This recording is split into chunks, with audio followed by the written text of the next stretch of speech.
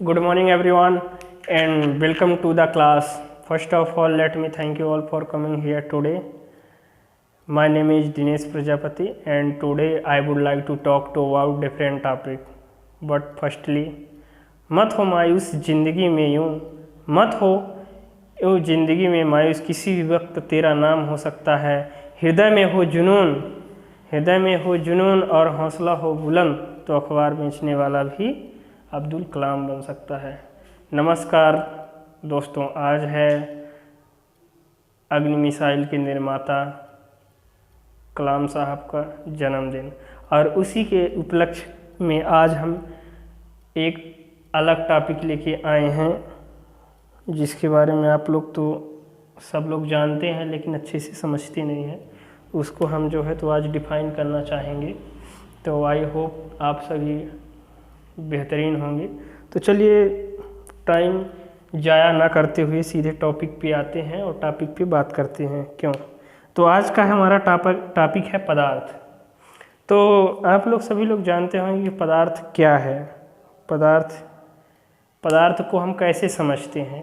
तो मैं आप लोग को आज जो है तो जो टॉपिक ले रहे हैं वो टॉपिक है पदार्थ। पदार्थ हम किसे कहते हैं? तो हम आपको बताना चाहेंगे कि जो पदार्थ होता है, जो भी चीज़ें हम इस पूरे इन्वायरमेंट में, जो भी चीज़ें हमें दिखाई देती है, जो भी चीज़ें विजुअल है, उन सभी को हम पदार्थ के रूप में जानते हैं। अब ये चाहे वो ठोस हो जाए, चाहे गैस हो, चाहे द्रव हो, ये सभी अपने पदार्थ का ही पार्ट होता है। तो अगर बेसिकली हम बात करें तो पदार्थ कितने प्रकार का होता है? तो पदार्थ को अगर हम देखेंगे तो इसकी जो पहली अवस्था होती है ये होता है ठोस, सेकंड होता है द्रव,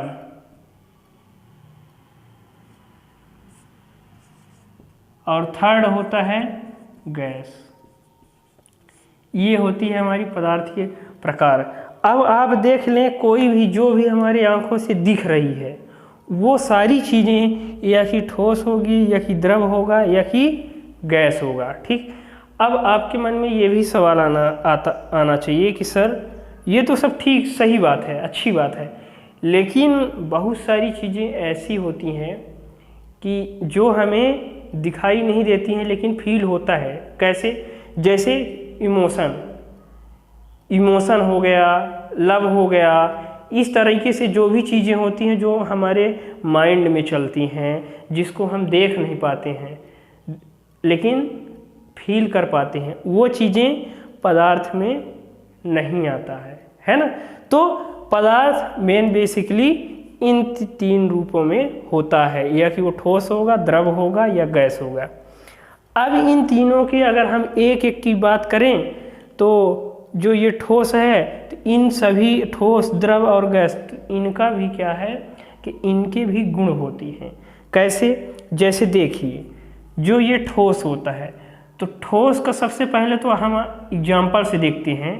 ठोस में जैसे मान लीजिए कोई पत्थर हो गया या बर्फ का टुकड़ा होगा, कुछ भी हो गया, वो इस तरह से रहता है ना।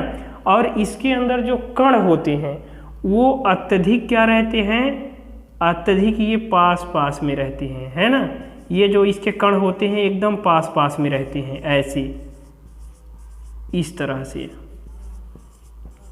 ठीक है, ये जो है तो इस तरह से रहते हैं। ठीक है। अब अगर हम द्रव की बात करें तो जो द्रव होता है, द्रव में फॉर एग्जांपल कैसे? जैसे कि मान लो कि ये क्या हो गया, ठोस, मान लो कि कोई पत्थर है। ठीक। अब ये द्रव में हम एग्जांपल ले लेते हैं, सिंपल सा है जो आप लोग डेली यूज करते हैं, है ना। अब इसके जो कण हैं तो इसके कण इसके अकॉर्डिंग थोड़ा दूर होंगे, इस तरह से इन कणों की व्यवस्था बनी रहती है। ठीक है। तो ये हो गया द्रव। अब गैस में अगर देख लें तो यही चीज़ जब हम गैस में देखेंगे तो गैस में क्या होता है कि इसके जो कण होंगे तो ये अत्यधिक दूर रहते हैं, इस तरह से इनकी व्यवस्था इस तरह से बनी रहती है। ठीक। ये तो एक पहला एग्जाम्पल हो गया, ठीक है। अब इनके बहुत सारे गुण रहते हैं। तो दोस्तों हम इनके गुणों की अगर बात करें तो जो ये ठोस होता है, तो ठोस में जैसे कि हमने ये जाना कि ठोस में जो पहला गुण होता है, तो इनके जो कणों की बीच की जो रिक्ति रहती है, यानी जो दो कणों के बीचों के जो खाली स्थान होता है वो अत्यधिक कम रहता है। यानी कणों के बीच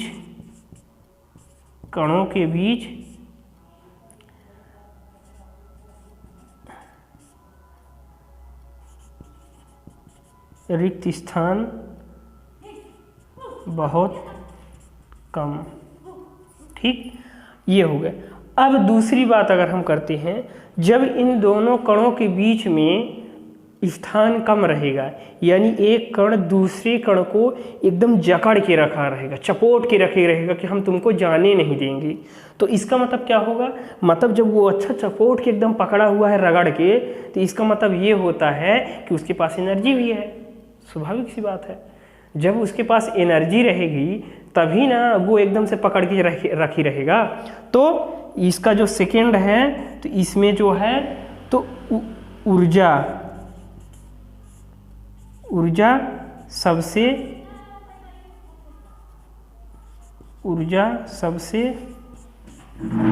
ज़्यादा, ठीक। अब इसके जब जो कण जो हैं, तो इसके जब कण एक दूसरे को पकड़े रहेंगे, इनकी बॉन्डिंग मजबूत रहेगी, तो ये कण एक जगह से दूसरे जगह गमन नहीं कर पाएंगे। यानी गतिशीलता, कणों के बीच में इसके गतिशीलता, उसके कण एक जगह से दूसरी जगह नहीं जाएंगे। जैसे कोई एक कण दूसरे को पकड़ा रहेगा, जब वो जाने का प्रयास करेगा तो वो बोलेगा कि हम तेरे को नहीं जाने देंगे, तुम कहाँ जाओगे। तो इसकी जो गतिशीलता है, तो ये गतिशीलता अत्यधिक कम होगी, गतिशीलता ना के बराबर लगभग, ठीक, या नहीं पाई जाती,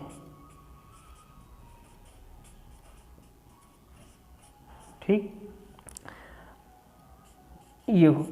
अब इसके बाद अगर चौथे गुण की बात करें अपन, तो जब इन दोनों कणों के बीच में जब रिक्त स्थान नहीं होगा, तो इन कणों को हम ऊपर से इसको संपीड़ित नहीं कर सकते हैं। संपीड़ितता का मतलब क्या होता है, संपीड़न का मतलब क्या होता है कि कणों को, उन कणों को एकदम चिपका दें, और चिपका के उसका जो आयतन है तो चिपका के जाएंगे, जब उसका आयतन है तो वो आयतन कम हो जाएगा, तो उसमें और एक्स्ट्रा जगह बचेगी, तो उसमें हम और व्यवस्था कर सकते हैं। तो इसमें जो ठोसों में होता है, तो पहले से ही कण एक दूसरे से चिपके रहते हैं, रिक्त स्थान नहीं रहते हैं, तो संपीड़ितता कम पाया जाता है, यानी संपीड़ितता का गुण नहीं पाया जाता है, संपीड़ितता का गुण नहीं पाया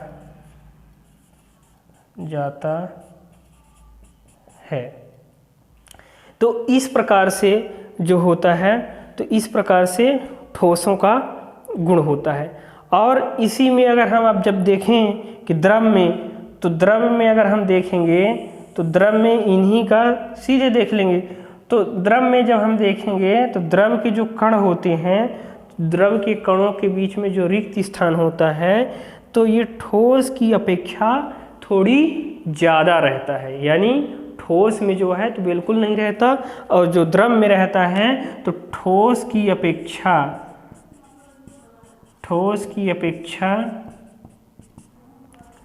कणों के बीच रिक्त स्थान ज़्यादा रहता है, ठीक। तो जो कण होते हैं तो उन कणों के बीच में ठोस की अपेक्षा रिक्त स्थान ज़्यादा होता है। अब सेकेंड गुण की बात करें, तो जब इनके बीच में थोड़ी थोड़ी जगह रहती है, तो वो इसीलिए है, इसकी वजह से जो इनके कणों के मध्य जो बॉन्ड होता है, वो बॉन्ड ठोस की अपेक्षा क्या रहता है, ठोस की अपेक्षा कमज़ोर रहता है। क्यों? क्योंकि उनके बीच में जो है तो रिक्त स्थान पाए जाते हैं, और जब रिक्त स्थान पाए जाते हैं तो उसमें जो है तो गतिशीलता भी ठोस की अपेक्षा ज़्यादा होती है, और जो ऊर्जा होती है उसकी, तो ऊर्जा भी ठोस की अपेक्षा कम होती है उनके पास, है ना। तो इसमें जो है तो ये ऊर्जा ठोस की अपेक्षा कम, ठीक। थर्ड की बात करें तो गतिशीलता, तो जो रिक्त स्थान होते हैं तो रिक्त स्थानों की वजह से ठोस की अपेक्षा द्रव में गतिशीलता ज़्यादा पाई जाती है ना। तो ठोस की अपेक्षा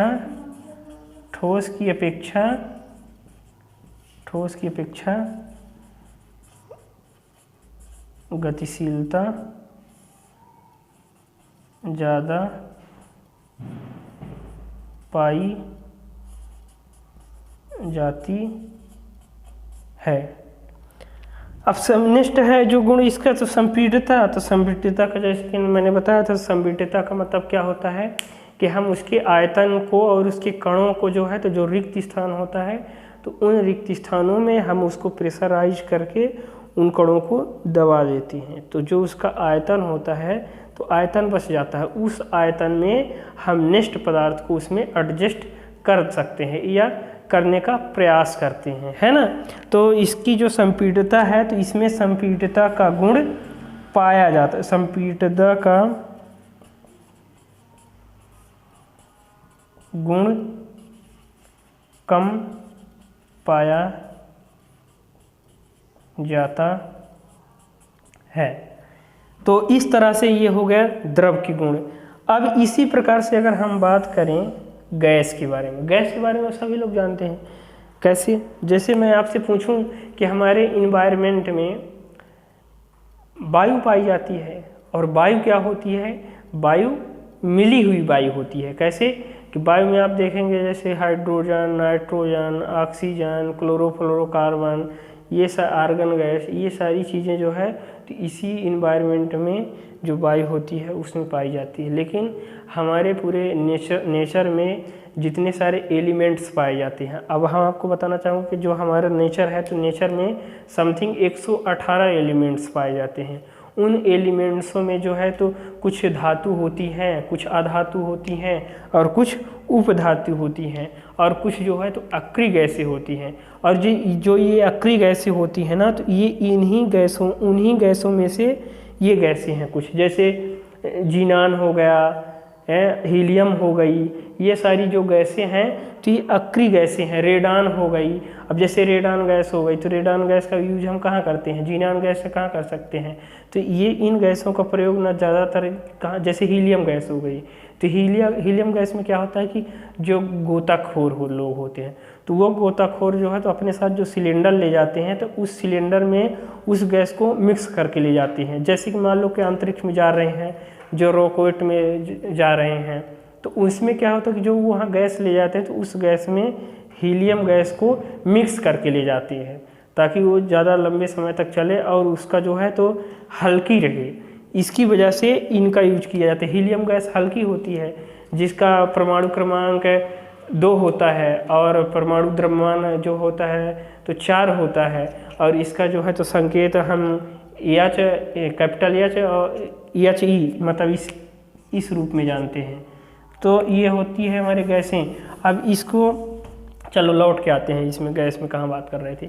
तो ये जो गैस होती है तो इसके जो गुण होते हैं तो इसमें जो है तो इसके जो कण होते हैं तो एकदम दूर दूर फैले होते हैं। आप देखे होंगे जैसे सिलेंडर होता है या कोई भी, तो आप देखोगे सिलेंडर में अगर 1 kg भी गैस डाल दिए तो वो जो सिलेंडर होता है ना, तो सिलेंडर में पूरा सिलेंडर एकदम से फैला हुआ होता है। अगर थोड़ी सी कहीं से छेद कर दो, कुछ भी थोड़ी सी देखते हो कितना तेज़ी से एकदम निकलता है, एकदम साए, और वहाँ पे माचिस वचिस कुछ मार दो तो एकदम ऐसा लगेगा है ना, ऐसा होता है। तो ये जो गैस होती है ना, तो इसी वजह से जो गैस के कण होते हैं, तो तुम मान लो कि एक ड्रम में 1 kg गैस डालो तो वो 1 kg गैस जो है तो वो पूरे ड्रम में फैल जाती है। सही है। अगर उसी जगह पे अगर आप ठोस डालो, पत्थर डालो, तो एक ड्रम में अगर एक पत्थर 1 kg के डालोगे तो एक ही जगह पे रहेगा। सही है। उसी जगह पे अगर 1 kg तुम पानी डालते हो, वो पानी फैल जाएगा, फैलेगा कुछ, लेकिन पूरे ड्रम में नहीं फैलेगा, वो उसकी जो सतह रहेगी तो वो पूरी सतह बस में फैलेगा। तो अपन इससे क्या क्या जानकारी मिली कि जो ठोस होता है तो ठोस हम डालेंगे जितना रहेगा वहीं पे रहेगा। क्यों? क्योंकि उसके जो कण हैं तो कणों के बीच में एनर्जी, उसके बांड जो होते हैं तो एकदम जकड़ के पकड़े रहते हैं, समझ गए। इसकी वजह से उसके कण जो हैं तो इधर उधर नहीं जा पाते हैं, वहीं पे स्थिर रहते हैं। और जो द्रव होता है तो ठोस की अपेक्षा जो द्रव के कण होते हैं तो वो धीरे धीरे हल्का हल्का इधर उधर रहते हैं, इसलिए जितना होता है तो सतह में फैल जाते हैं। लेकिन जो गैस होती है तो गैस के कण हम एग्जांपल बताए ना, जैसे सिलेंडर हो गया, तुम ड्रम में फैल दो तो उसके कण इसीलिए पूरा एकदम से फैल जाते हैं जहाँ तक स्थान जाता है, क्योंकि उनके कणों के बीच में गतिशीलता सबसे ज़्यादा पाई जाती है। उनके बीच में गतिशीलता हो गई और रिक्त स्थान सबसे ज़्यादा पाए जाते हैं, जैसे आप देख रहे हो, है ना। तो इसका जो पहला इसका गुण हो गया, तो इसमें जो है तो कणों के बीच रिक्त स्थान सबसे अधिक। ठीक, फिर सेकेंड हमने क्या बताया था कि जो इनकी गतिशीलता होती है तो इन कणों की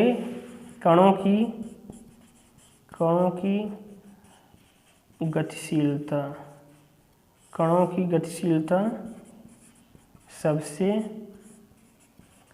ज़्यादा।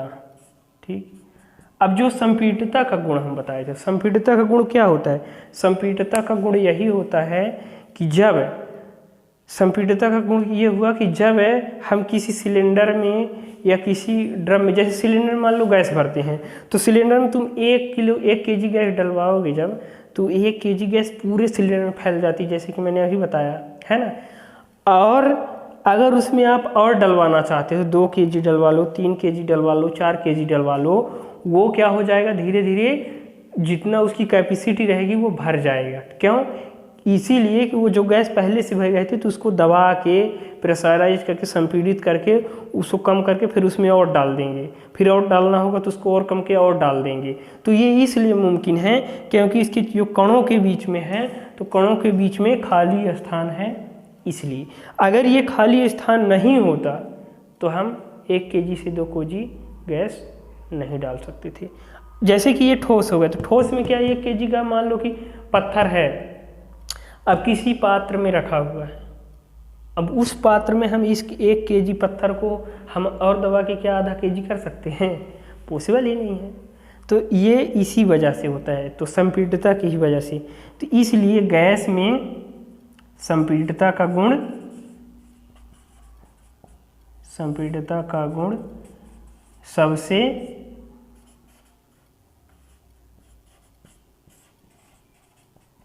ज़्यादा पाया जाता है।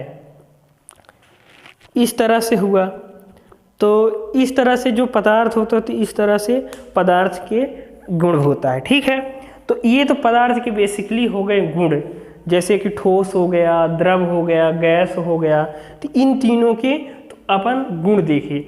अब इस पूरे ब्रह्मांड में, इस पूरे पृथ्वी में अगर आप कहीं भी देखोगे तो कुछ भी अगर आपको दिख रहा है तो पदार्थ ही है। अच्छा बता रहे हैं सर। अब आप कह दोगे सर मतलब हम भी पदार्थ ही हैं, ऐसे ही बोलोगे ना कि सर हम भी पदार्थ हैं, ये तो क्वेश्चन बनता है। तो हम क्या हैं? हम लिविंग हैं। अब जैसे 2 प्रकार से ऑर्गेनिज्म होते हैं, एक लिविंग ऑर्गेनिज्म हो गया, एक नॉन लिविंग ऑर्गेनिज्म हो गया। तो अभी अपन किसकी बात कर रहे हैं? नॉन लिविंग ऑर्गेनिज्म में। समझ में आ रहा है? अब हम लोग लिविंग ऑर्गेनिज्म में आ जाते हैं, यानी हम लोग प्राणी हैं। प्राणी के अलावा जितनी भी सारी चीज़ें दिख रही हैं, और वैसे भी अगर देखोगे तो हमारे शरीर जो है तो 5 तत्वों से मिलकर बना है, जो आप लोग जानते ही हो। तो ये नॉन लिविंग की बात हो रही है, नॉन लिविंग ऑर्गेनिज्म जो भी है तो उनकी बात कर रहे हैं। तो जो भी आप कुछ भी चीज़ देख रहे हो, सर ये क्या है, अगर आप इसका नाम नहीं जान रहे हो तो सर इसका ये क्या है? पदार्थ है। ठीक, इसका नाम नहीं जान रहे हो क्या है? पदार्थ है। मान लो कि ये देख रहे हो, तो ये क्या है, नाम नहीं जान रहे हो, पदार्थ है।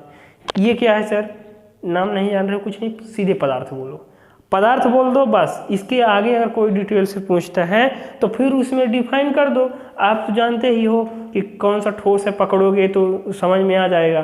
तो जो ठोस है तो उसको ठोस बोलो, जो चल सकता है तरल के रूप में वो द्रव हो गया, जो गैस है जिसको आप पकड़ नहीं सकते हो वो गैस हो गया। और उसके बाद फिर आप जो है तो इसके गुण के बारे में बता दो। अगर ठोस है वो अपनी मजबूती से बना हुआ है, अपनी अवस्था चेंज नहीं कर रहा है, इधर उधर नहीं जा रहा, तो समझ जाओ कि उसके कणों के बीच में जो बांड है तो मजबूती से पकड़ के रखा हुआ है। समझ में आई बात। तो ये क्या हुआ, ये पदार्थ के हमने अभी तक क्या देखा कि पदार्थ 3 प्रकार से होता है, ठोस, द्रव, गैस, और फिर इसके गुणों के बारे में देखें। ठीक है। अब सवाल ये उठता है कि सर ये तो होता है, पदार्थ तो होता है, लेकिन हमने ये देखा कि सर जैसे पानी होता है पानी, सभी लोग देखे होंगे। तो पानी हुआ, फिर पानी को फ्रिज में हम रख देते हैं, तो पानी क्या है, पानी पदार्थ है। मैंने क्या बोला, कुछ भी देखो नॉन लिविंग क्या है, पदार्थ है। तो पानी क्या हुआ, पदार्थ है। अब उसको हम फ्रिज में रख दिए, तो फ्रिज में जब हम रख दे तो वो का बन जाई, बर्फ, बना बर्फ। तो पहले रहा का पानी, अब पानी से का बन गया, बर्फ। तो पहले पानी रहा, पानी से बर्फ बन गया एक, यानी यह पहले दूसरी अवस्था में रहा, अब पानी से बर्फ बन गया, यानी दूसरी अवस्था चली गई। ठीक, अब यह पानी से, इसी पानी से अगर इसमें टेम्परेचर आप दोगे तो क्या बन जाएगा, गैस बना। तो आप देखो कि एक ही पदार्थ है क्या, पानी, और पानी से ठोस भी बन रहा है और पानी से गैस भी बन रही है। फिर आप ये देखोगे कि सर ठीक तो बात है, पदार्थ तो बन गया ठोस, जिसको हम बर्फ बोलते हैं, वही बर्फ है। अगर उसी बर्फ को हम टेम्परेचर देंगे तो वो पुनः पानी बन जाएगा। यहाँ से जो द्रव बन के गया उड़ के गैस, तो वो गैस वहाँ गई, तो वही गैस ऊपर गई, तो दबाव कम हुआ, तो वहाँ से क्या बन गया, पुनः बारिश के रूप में पानी बन गया, नीचे आ गया, यानी गैस से पुनः द्रव बन गया। ये अपन ने देखा। फिर आप लोग ये भी देखते होंगे, कई बार ऐसा भी होता है कि जैसे कपूर सभी लोग जानते हो, ठंडियों में औरत लोग जो है तो यूज करती हैं, लेके इधर खोसेंगी ऐसे, जानते हो कि नहीं। तो कपूर क्या होता है, कपूर ठंडियों में यूज किया जाता है। क्यों, क्योंकि कपूर जो है तो गर्म होता है। और कपूर को आप देखोगे अगर खुला छोड़ दो तो कपूर क्या होगा, वो सीधे साला ठोस रहेगा और ठोस से सीधे उड़ जाता है। आप ऐसे हाथ में लेके रखो और वो ठोस रहेगा कपूर, कुछ टाइम के बाद देखबे तो तू द्रव बनबे ना करी, वो ठोस से सीधे का हो जी, उड़ जी, तो का बन जाई, गैस। तो यहाँ देखो क्या हुआ, जब ठोस है तो ठोस से उसको द्रव में बनना चाहिए, फिर इसके बाद गैस, लेकिन यहाँ ऐसा नहीं होता, वो सीधे ठोस से गैस। एक ये हुआ। अब फिर कभी कभी ये देखोगे जैसे शरद ऋतु हो गया, शीत ऋतु हो गया है, जब ठंडी होती है, अच्छा तो एक पाला टाइप का होता है, देखते हो एकदम खूब अंधेरा रहता है और ठंडी खूब पड़ती है, तो जो शीत के जो कण होते हैं छोटे छोटे, तो पौधे के ऊपर देखते हो कि जम जाते हैं, देखे होगे नहीं, वाइट जम जाता है। तो वो क्या है, वो सीधे गैस से क्या बन रहा है, पदार्थ बन रहा है, पदार्थ की नहीं, पदार्थ बन रहा है, लेकिन कौन सा पदार्थ, ठोस पदार्थ बन रहा है। तो यहाँ पे क्या बना, गैस से सीधे ठोस बना।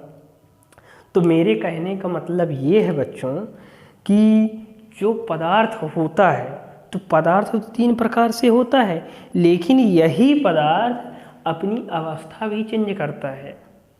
हमने जैसे आपको अभी बताया कि पहले जल है या द्रव है, तो द्रव से ठोस बन गया, ठोस से द्रव बन गया, द्रव से सीधे गैस बन गया, गैस से ठोस बन गया, और गैस से द्रव बन गया, है ना। तो इसमें क्या होता है कि ये जो अवस्था चेंज करती है पदार्थ, तो इस अवस्था चेंज करने को हम क्या बोलते हैं, प्रक्रिया। क्या बोलते हैं, प्रक्रिया। और इस प्रक्रिया को हम एक नाम से जानते हैं। तो हम यही अब देखेंगे कि जो पदार्थ होता है, तो कोई भी पदार्थ जब अपनी अवस्था एक अवस्था से दूसरे अवस्था में चेंज हो रही है तो उस प्रक्रिया को हम क्या नाम देंगे। जैसे कि मान लो कि कोई द्रव है या जल है, तो जल से जब फ्रिज में रख दे रहे हैं तो वो बर्फ बन रही है, तो जल से क्या बन गया, ठोस बन गया। तो यहाँ पे एक प्रक्रिया हुई तब तो बनी, उस प्रक्रिया को हम क्या बोलते हैं, है नहीं जगह यहाँ पे कर देती हैं, तो उस प्रक्रिया को हम क्या बोलते हैं, देखो क्या बोलते हैं, जमना। क्या बोलते हैं, जमना। यानी इसमें यहाँ पे क्या हो रहा है, पानी से क्या बन रहा है, बर्फ है। समझ गए, ये क्या है, द्रव है, ये क्या है, ठोस है। अच्छा बच्चों एक बात और मैं बताता हूँ, ये जो द्रव लिखा है तो द्रव से आप क्या समझते हो। देखो एक तो ये द्रव हो गया, एक हो गया होता है द्रव्य। क्या होता है, द्रव्य। अब जैसे अगर मान लो कि मैं द्रव्य को बोलूं, ये द्रव्य ऐसे, तो ये वाला जो द्रव्य होता है, इस वाले द्रव्य में ये सारे आ जाते हैं, तरल और पढ़े हो, है ना। इसी द्रव्य का ये एक भाग है, समझ रहे हो, इसी द्रव्य का ये एक भाग होता है। ठीक है, तो इस प्रकार से हो गया। तो अगर कोई पानी है तो पानी से अगर फ्रिज में रख दोगे तो क्या बन जाएगा, बर्फ बन जाएगा। तो इस प्रक्रिया को हम क्या बोलेंगे, जमना। ठीक है, अब अगर हम सेकेंड बात देखें, अगर इसी को उल्टा कर दो, क्या ये जमेगा कब, जब इसका टेम्परेचर कम कर दोगे। टेम्परेचर कम कर दोगे तो ये द्रव से ठोस बन जाएगा। अगर ठोस बन गया, क्या हुआ, अगर ठोस बन गया तो उसमें अगर आप टेम्परेचर दे दोगे, बढ़ा दोगे, तो वो पुनः अपनी अवस्था में आ जाएगा, यानी पुनः क्या बन जाएगा, पानी। तो उसको हम क्या बोलते हैं, उसको हम क्या बोलते हैं, मेल्टिंग, गलन। उसको क्या बोलते हैं, गलन। समझ गए।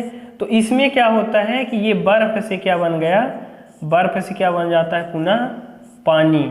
दो प्रक्रिया हो गई, ठीक, दो अवस्थाएं देख लिए।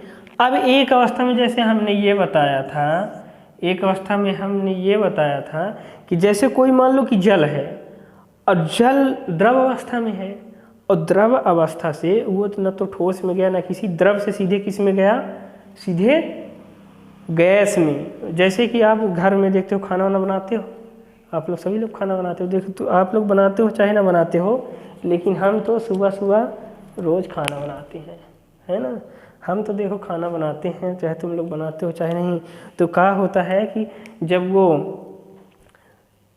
पानी बॉईल करते हो नहीं, तो उसमें जब देखोगे कि ज़्यादा टेम्परेचर देते हो। अच्छा, टेम्परेचर को हम किससे नापते हैं, टेम्परेचर का पैमाना क्या है, क्या है टेम्परेचर का पैमाना, सेल्सियस।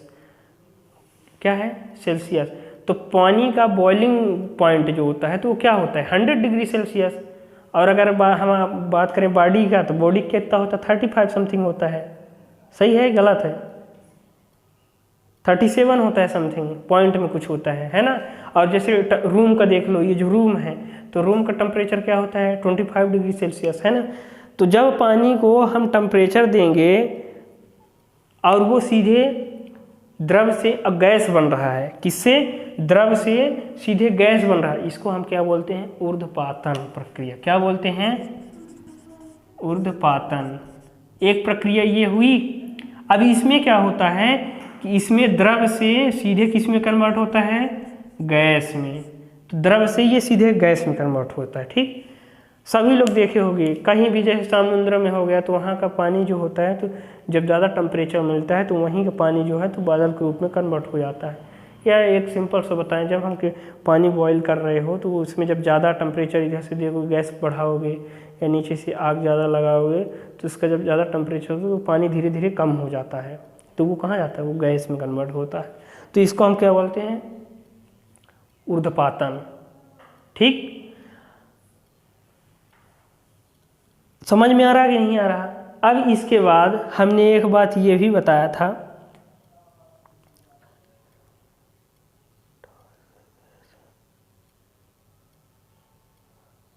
इसके बाद हमने एक ये बताया था कि जैसे कोई ठोस है, ठीक, क्या है, ठोस है, और ठोस जो है तो ठोस सीधे द्रव में न कन्वर्ट होके किस में कन्वर्ट हो रहा है, गैस में। ठोस क्या है कि ठोस द्रव में न कन्वर्ट होके सीधे किस में कन्वर्ट हो रहा है, गैस में। जैसे इसका एग्जाम्पल हम बताए थे, कपूर हो गया, है ना, कपूर।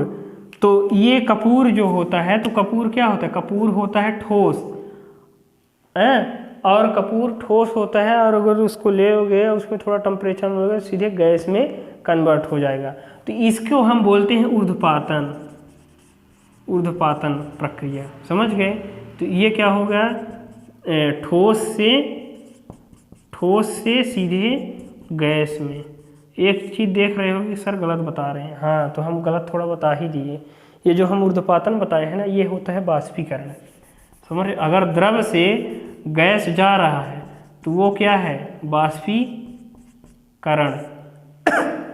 जो हम बॉयल वाला बताए थे कि अगर जल में टेम्परेचर दो ज़्यादा टेम्परेचर हीट होगा तो वो उसको बाष्पीकरण बोलते हैं। जैसे मान लो समतल पोंछा लगाते हो, सिंपल सा है, जब जो पोंछा लगाते हो तो देखोगे कि जो तल है, टाइल्स है, तो गीली हो जाती है। तो जब गीली हो जाएगी तो लेके जाओगे कच्चा, एकदम पोंछोगे ऐसे ऐसे, और पोंछ एकदम सुखवा दोगे, है ना। तो वो क्या, अगर मान लो कैसे खुला छोड़ दोगे, फैन चलाओगे, तो उसका जो पानी है पूरा तो क्या हो जाएगा, वो वाष्प के रूप में, जब उसको ज़्यादा टेम्परेचर मिलेगा तो वो वाष्प के रूप में हो जाएगा, तो क्या हो जाएगा, उड़ जाएगा। तो उसको हम बोलते हैं, क्या बोलते हैं, बाष्पीकरण, ठीक। और जो हम ऊर्ध्वपातन बताए थे, तो ऊर्ध्वपातन में क्या होता है कि ये जो ठोस होता है, तो ठोस से सीधे गैस में कन्वर्ट होता है। और इसका एग्जाम्पल क्या बताए थे, कपूर। अच्छा, इसकी एग्जाम्पल भी लिख देते हैं। ये रेड वाला काम नहीं कर रहा है, नाराज है। तो इसका एग्जाम्पल क्या है, जैसे कपूर हो गया, ठीक। ये बाष्पीकरण का जैसे हो गए जल से गैस, यानी पानी से गैस, और ये बर्फ का तो पानी ही हो गया, ये भी पानी, ठीक। तो ये हो गया ऊर्ध्वपातन। अब इसके बाद हम और एक अवस्था होती है, जैसे कि यहाँ ठोस से गैस में कन्वर्ट हो रहा। अब हम जैसे बताएं कि पाला वाला ठंडियों के दिन में देखते हो कि जब अच्छी ठंडी पड़ती है और अंधेरा रहता है, तो उसमें क्या कोहरा पड़ता है, और उसमें देखोगे सुबह टाइम जब जगोगे तो किसी पेड़ पौधों में क्या रहता है, वाइट जम जाता है ना, जिसको हम पाला के रूप में जानते हैं। तो वो क्या होता है, वो गैस से सीधे ठोस में कन्वर्ट होता है। यहाँ पे देख रहे हो कि ठोस से गैस में हो रहा है, लेकिन वहाँ पे क्या होगा, गैस से ठोस में कन्वर्ट होता है। तो ये भी एक प्रक्रिया बोलते हैं, और इस प्रक्रिया को हम क्या बोलते हैं, निक्षेपण। क्या बोलते हैं, निक्षेपण। तो इस प्रक्रिया में उसके ठीक अपोजिट हो गए, यानी गैस से ठोस, ठीक। अब इसमें हम इसका एग्जाम्पल अगर देखें तो इसका एग्जाम्पल हो जाएगा जैसे कि पाला हो गया, और कई प्रकार से होते हैं, जैसे नैप्थोलीन वगैरह हो गया ये। तो ये हो जाता है निक्षेपण। अब यहाँ पे हम कितनी प्रक्रियाएं बताएं, एक हो गया जमना, एक हो गया गलन, एक हो गई बाष्पीकरण, एक हो गया ऊर्ध्वपातन, और एक हो गई निक्षेपण, है ना। तो इस प्रकार से ये प्रक्रियाएं होती हैं। एक और अवस्था होती है कोई, हमको अभी ध्यान नहीं आ रही है, कोई है ध्यान नहीं आ रही है, आएगी तो हम बताएंगे। तो इसकी एक और होती है। तो इस प्रकार से जो होता है, तो ये ठोस और द्रव जो गैस है, तो इनके ये गुण होते हैं, यहाँ तक हमने बताया।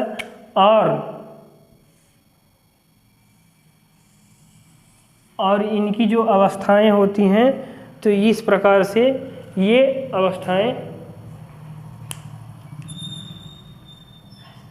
ठीक है, इसके आगे करेंगे।